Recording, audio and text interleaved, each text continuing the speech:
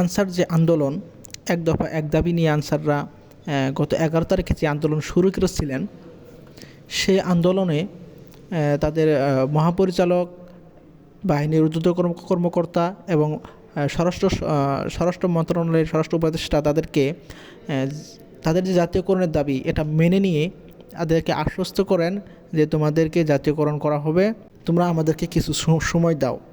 এই এই আশ্বাসের প্রেক্ষিতে সাধারণ আনসাররা তাদেরকে সময় দেয় এবং তাদের যে আন্দোলন 11 তারিখে আন্দোলন স্থগিত করেন। কিন্তু আমরা আজকে জানতে পেরেছি যে 11 তারিখ থেকে আজ পর্যন্ত তাদের এই জাতীয়করণের যে দাবি, এই কাজটা কোনোভাবে একটুও আগায়নি বলে তারা জানিয়েছেন যে আমরা 11 তারিখে যে আন্দোলন করেছি, সেই আন্দোলনের প্রেক্ষিতে আমাদের যে জাতীয়করণের দাবিটা সেটা একটুও আগায়নি, সেখানেই থমকে গেছে।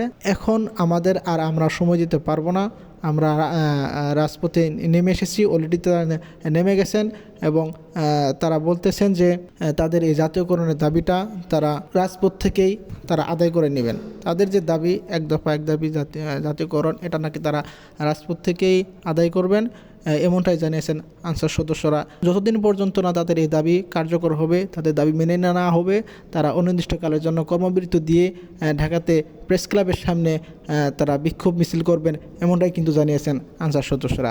চলুন আমরা তাদের কাছ থেকেই সরাসরি জেনে আসি। আসসালামু আলাইকুম।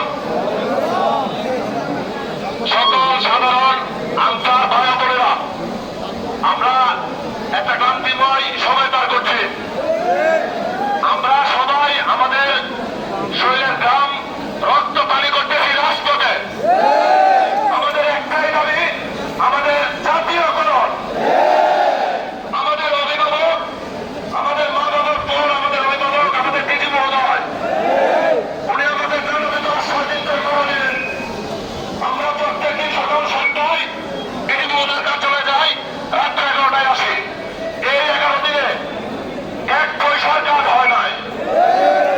আমাদের আশ্বস্ত করতে করতে আজকে আমরা স্বাধীনতার পর থেকে 54 বছর লাঞ্ছিত, বঞ্চিত এবং নির্বাচিত জীবন যাপন করছি।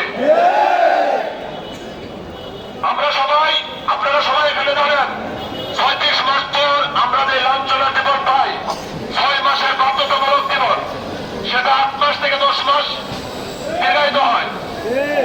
আমরা আমাদের লালনের জীবন আর চাই না। আমরা আমাদের দাবি রাজপথ থেকে আদায় করে নেব। আমরা আমাদের দিদি মহোদয়, ঊর্ধ্বতন কর্মকর্তাদের যথেষ্ট সময় দিয়েছি আমাদের দেওয়ার জন্য।